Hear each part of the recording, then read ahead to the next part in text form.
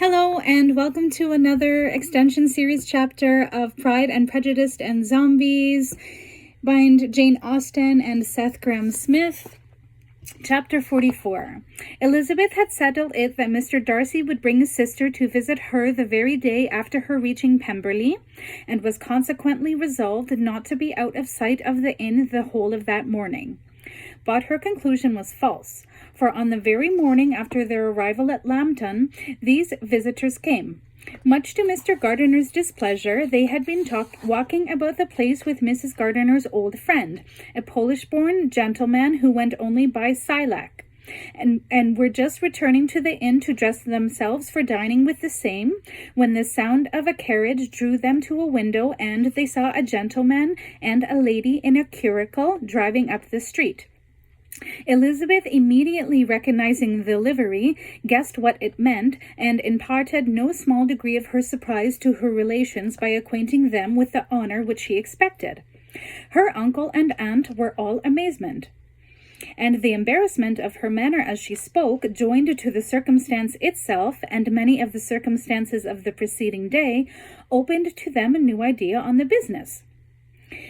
Nothing had ever suggested it before, but they felt that there was no other way of accounting for such attentions from such a quarter than by supposing a partiality for their niece.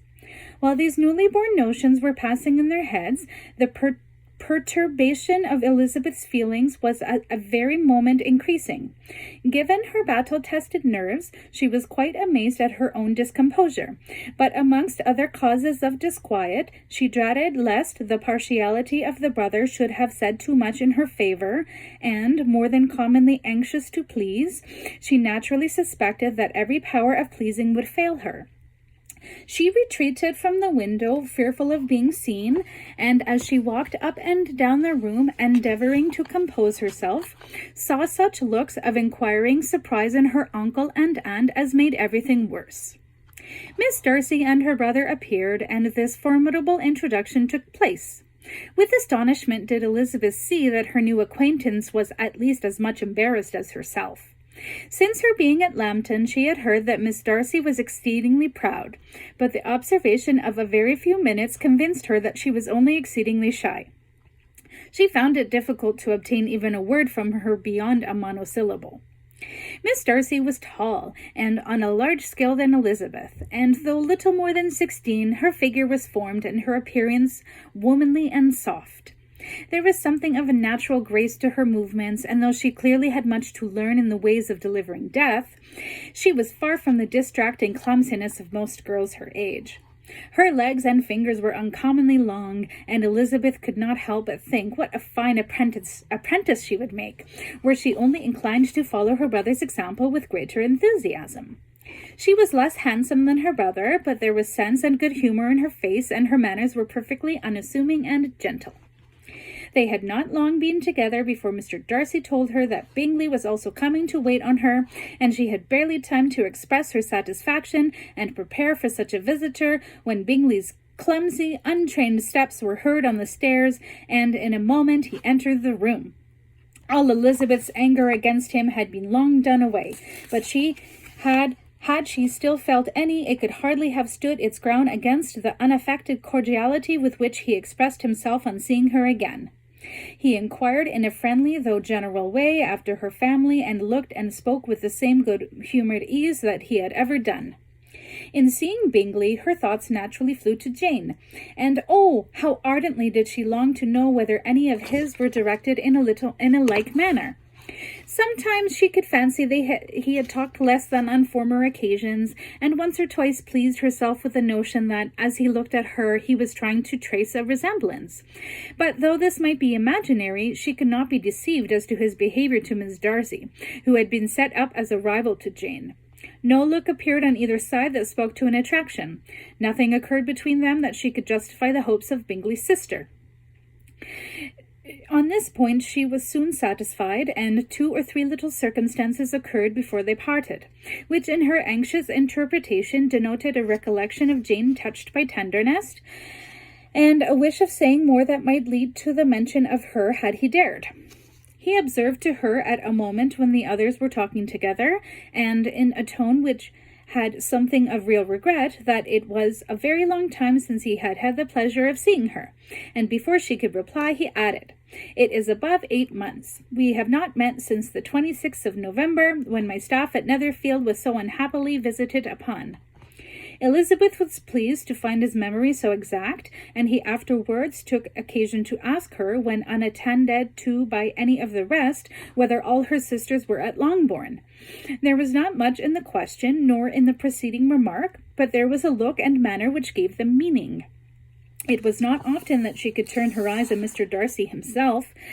Whenever she did catch a glance, she felt an excitement greater than the thrill of confronting the devil's legions, and in all that he said she heard an accent so removed from hauteur or disdain of his companions as convinced her that the improvement of manners which she had yesterday witnessed had at least outlived one day.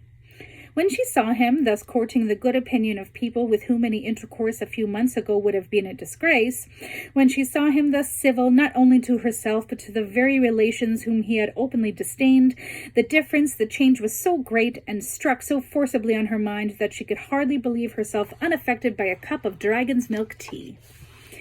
Never, even in the company of his dear friends at Netherfield, or his dignified relations at Rosings, had she seen him so desirous, so pleased, so now.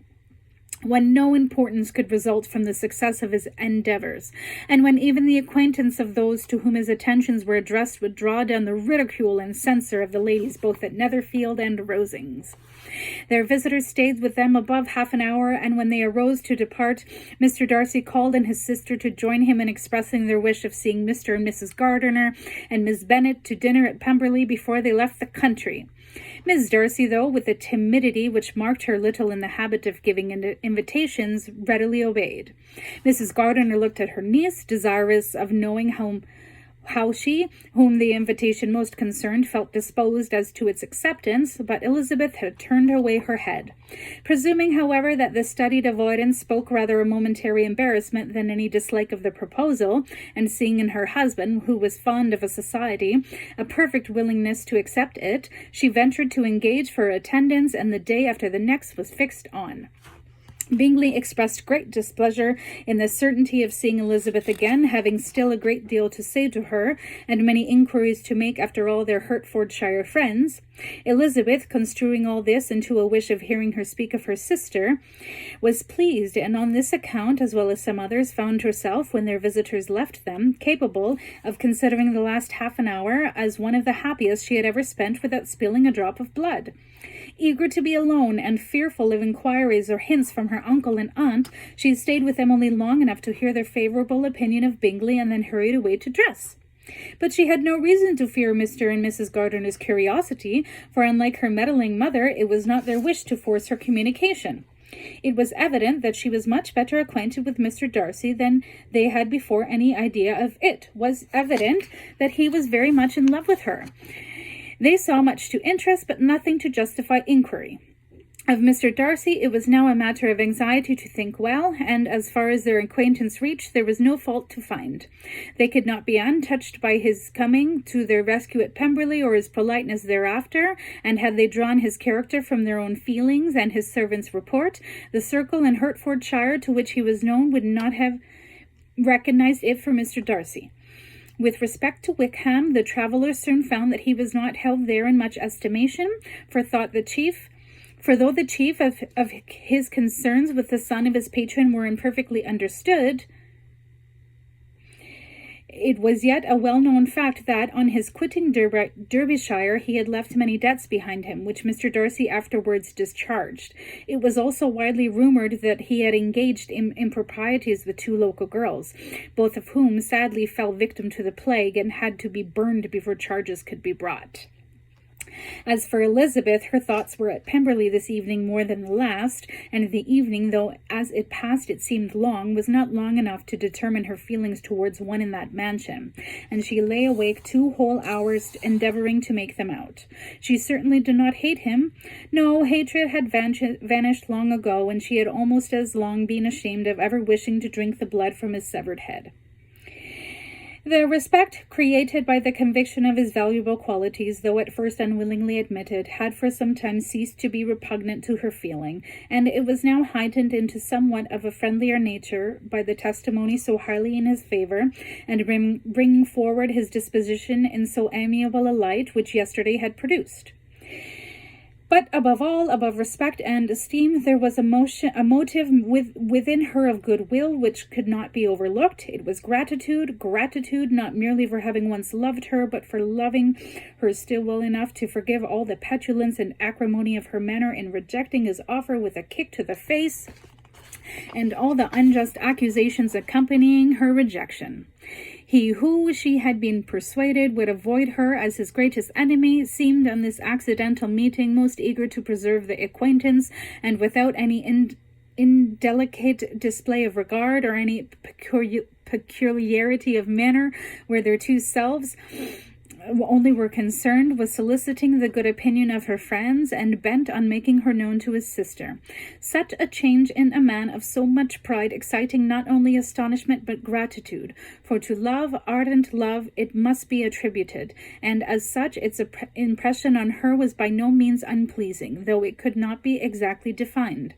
She respected, she esteemed, she was grateful to him, she felt a real interest in his welfare. Where she had been taught to ignore all feelings, all excitement, she now found herself with an excess of both. How strange! For the more she dwelled on the subject, the more powerful she felt, not for her mastery of the deadly arts, but for her power over the heart of another. What a power it was, but how to wield it. Of all the weapons she had commanded, Elizabeth knew the least of love, and of all the weapons in the world, love was the most dangerous. It had been settled in the evening between the aunt and the niece that such a striking civility as Miss Darcy's in coming to see them on the very day of her arrival at Pemberley ought to be imitated, thought it could not be equalled by some exertion of politeness on their side, and consequently that it would be highly expedient to wait on her at Pemberley the following morning. There were, therefore, to go. Elizabeth was pleased, though when she asked herself the reason, she had very little to say in reply. Mr. Gardiner left them soon after breakfast. The fishing scheme had been renewed the day before, and a positive engagement made of his meeting some of the gentlemen at Pemberley before noon.